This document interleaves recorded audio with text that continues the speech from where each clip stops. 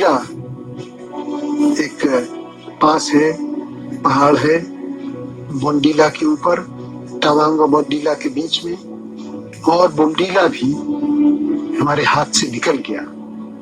रंज हुआ इसको सुनकर, रंज हुआ कि हमारी फौज को हटना पड़ा वहां से। इसके माने ये हैं कि जो लड़ाई हमारे सामने है उसको हमें जारी रखना है। थोड़े दिन नहीं, बहुत दिन, महीनों नहीं, सालों रखना है जारी। हम लड़ते जाएंगे, और अगर बीच में कहीं कहीं हारे तो उससे हम और ताकत पकड़ेंगे और आगे बढ़ेंगे। प्रधानमंत्री नेहरू अपने देश के नाम संदेश में देश को एक लंबी लड़ाई के लिए तैयार कर रहे हैं, लेकिन यह समझना मुश्किल नहीं कि नेहरू उस समय कितने मनोवैज्ञानिक दबाव में रहे होंगे। उनकी बेबसी और लाचारी साफ तौर पर देखी जा सकती है। इस रेडियो ब्रॉडकास्ट को कई लोग हार का औपचारिक ऐलान मानते हैं।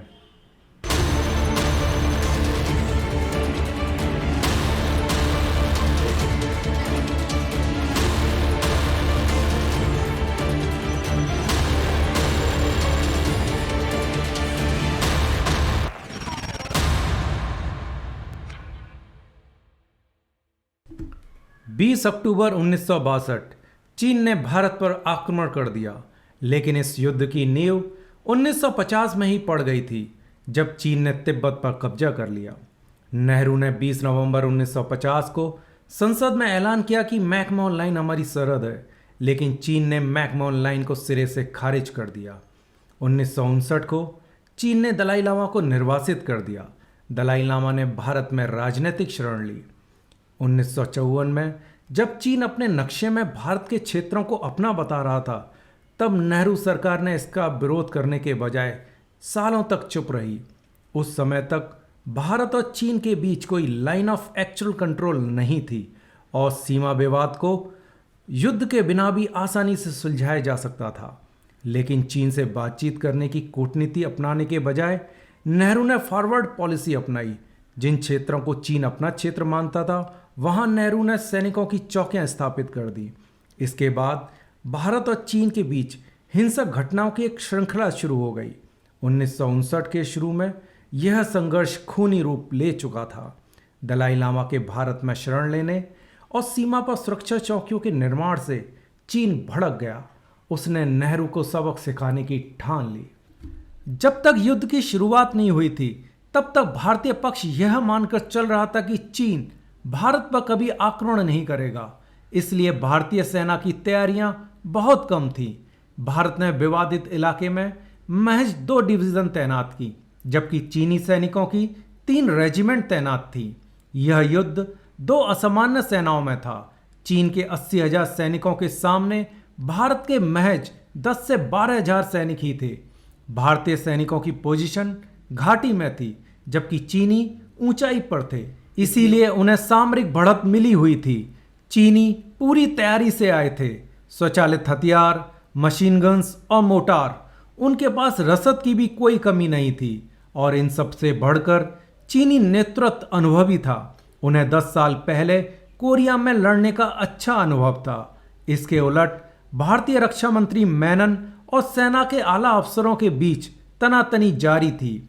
जनरल थैमैया के कड़े विरोध के बाद भी मेनन ने लेफ्टिनेंट जनरल BM कॉल को चीफ ऑफ जनरल स्टाफ नियुक्त कर दिया, जो सेना अध्यक्ष के बाद दूसरा महत्वपूर्ण पद था।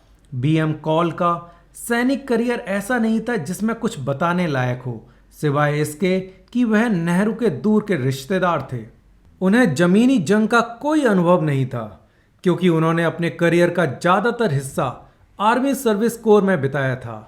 सरहद पर भारतीयों की तैयारी देखी जाए तो भारतीय सेना के पास न ठंड के अनुकूल कपड़े थे, न आर्टिलरी सपोर्ट। भारतीय सेना के पास पुरानी ली इनफील्ड राइफलें थी और प्रत्येक जवान को महज 50 राउंड दिए गए थे।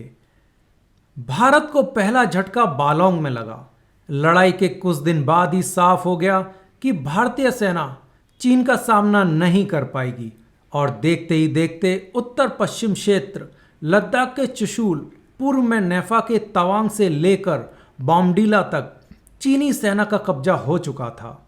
24 अक्टूबर को तवांग पर कब्जे के बाद 19 नवंबर तक चीनी फौज तवांग से 170 किलोमीटर उत्तर में बोमडीला तक पहुंच गई, जहां से ब्रह्मपुत्र घाटी बस कुछ ही दिन दूर थी।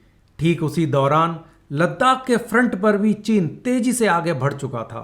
कैलाश मानसरोवर और अक्साई चीन का भूभाग उसके कब्जे में आ चुका था। भारत का 32,000 वर्ग मील का इलाका चीन के नियंत्रण में था। हालात इतने बिगड़ गए कि भारतीय कमांडर BM कॉल ने नेहरू को सलाह दी कि हमें विदेशी सेनाओं से मदद का आग्रह करना चाहिए, जिससे चीन पर जवाबी कार्रवाई की जा सके। नेहरू ने 19 नवंबर को अमेरिका के राष्ट्रपति जॉन एफ कैनेडी को 2 पत्र लिखे। वॉशिंगटन में भारतीय दूतावास के माध्यम से इन पत्रों को व्हाइट हाउस तक पहुंचाया गया। इन पत्रों को बहुत गुप्त रखा गया, खासकर दूसरा पत्र, जिसे राष्ट्रपति के पढ़े जाने के बाद नष्ट कर दिया जाना था। लेकिन कई सालों तक कांग्रेस ने इन पत्रों के अस्तित्व से इनकार करती रही। लेकिन वर्ष 2010 में John F Kennedy presidential library and museum ने इन पत्रों को सार्वजनिक कर दिया। इन पत्रों में नेहरू ने लिखा, चीनियों ने नेफा के बहुत बड़े हिस्से पर कब्जा कर लिया है और वे कभी भी लद्दाख के चुशुल पर कब्जा कर सकते हैं। भारत को चीन के हमले से निपटने के लिए यातायात और युद्धक विमानों की जरूरत है। नेहरू ने इस तरह का एक पत्र ब्रिटेन के प्रधानमंत्री हारोल्ड मैकमिलन को भी भेजा था। इन पत्रों में नेहरू ने लिखा, आपको पहला पत्र भेजने के कुछ घंटों के अंदर नेफा में हालत बिगड़ गए। पूरी ब्रह्मपुत्र घाटी पर गंभीर खतरा पैदा हो गया है। अगर तुरंत कुछ नहीं किया गया तो पूरा असम, त्रिपुरा और नागालैंड चीन के हाथों में पड़ जाएगा। नेहरू ने आगे मदद मांगते हुए लिखा, हमें कम से कम 12 स्क्वाड्रन युद्धक विमानों की जरूरत है। जब तक हमारे पायलटों का प्रशिक्षण पूरा नहीं होता, अमेरिकी पायलटों को इन्हें संचालित करना होगा। अमेरिकी पायलटों को शहरी और सैन्य ठिकानों की सुरक्षा करनी होगी, लेकिन तिब्बत के अंदर हवाई हमला भारतीय वायुसेना करेगी। इसके लिए हमें B-47 बम वर्षकों के 2 स्क्वाड्रन की जरूरत है। नेहरू ने यह भी लिखा कि इन हथियारों का इस्तेमाल पाकिस्तान के खिलाफ कभी नहीं किया जाएगा। इसके बाद दूसरे पत्र में नेहरू ने कैनेडी से 350 युद्धक विमानों और उन्हें चलाने के लिए 1000 सपोर्ट स्टाफ की मांग की। इन 2 पत्रों से पता चलता है कि नेहरू उस समय कितने बेबस और लाचार रहे होंगे। पत्रों की सामग्री को पढ़कर यह अंदाजा लगाना मुश्किल नहीं कि नेहरू ने कितने मनोवैज्ञानिक दबाव में आकर यह पत्र लिखे होंगे। इन पत्रों से नेहरू की गुटनिरपेक्षता की धज्जियां उड़ चुकी थीं। अमेरिका में भारतीय राजदूत BK नेहरू ने अपनी आत्मकथा नाइस गाइस फिनिश सेकंड में लिखते हैं कि नेहरू का दूसरा पत्र इतना दयनीय था कि इसे पढ़कर बहुत मुश्किल से मैं अपनी शर्म और दुख पर नियंत्रण कर पाया। इन पत्रों के जवाब में कैनेडी ने अमेरिकी नौसेना का 7वां बेड़ा USS किटी हॉक को बंगाल की खाड़ी के लिए रवाना कर दिया और एवरेल हैरीमैन के नेतृत्व में एक उच्च स्तरीय दल दिल्ली भेजा, जिसका काम था भारत की जरूरतों का जायजा लेना। अमेरिका इससे ज्यादा भारत की मदद कर पाता उससे पहले चीन ने 20 नवंबर की रात एक तरफा युद्ध विराम कर दिया। 1 महीने चले युद्ध में चीन ने भारत की करीब 43,000 वर्ग किलोमीटर जमीन पर कब्जा कर लिया। इस युद्ध में भारत के 1400 सैनिक मारे गए, 1000 सैनिक घायल हुए, 1700 सैनिक लापता हुए और 4000 सैनिकों को चीन ने युद्धबंदी बना लिया। युद्ध में चीन के 722 सैनिक मारे गए और 1700 सैनिक घायल हुए। लेकिन ऐसा क्या हुआ कि माओ ने अचानक ही एक तरफा युद्ध विराम की घोषणा कर दी? जानकार मानते हैं कि इसके कई लॉजिस्टिक कारण थे। जिस तरह से अमेरिकी एयरफोर्स और ब्रिटेन की रॉयल एयरफोर्स भारत के सैनिकों को सहायता दे रहे थे और ये सहायता नवंबर के मध्य तक युद्ध के मैदानों तक पहुंचने लगी थी। नवंबर खत्म होते होते माओ को अंदाजा लग गया था कि युद्ध जितना लंबा चलेगा, अमेरिका और ब्रिटेन को युद्ध में सीधा हस्तक्षेप करने का मौका मिल जाएगा। चीन एक तरफा शांति विराम के नाम पर खुद पीछे हट गया, लेकिन अक्साई चीन पर उसने अपना कब्जा बरकरार रखा।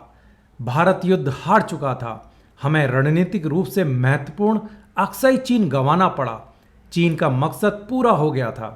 चीन अरुणाचल प्रदेश में बहुत अंदर तक पहुंच गया था।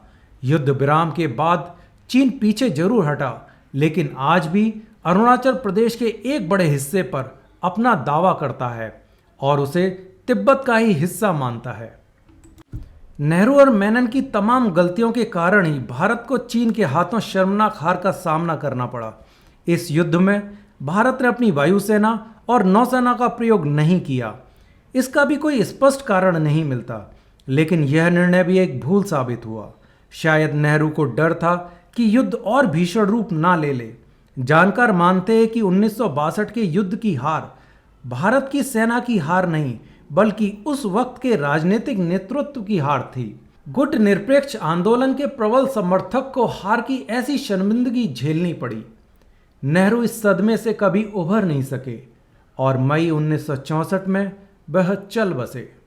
तो दोस्तों, हम अपने नेक्स्ट एपिसोड में इस तरह की रोचक जानकारियां लाते रहेंगे। देखते रहिए डिफेंस नाउ। वीडियो पसंद आए तो लाइक, सब्सक्राइब और अपने दोस्तों के साथ शेयर जरूर करें। जय हिंद।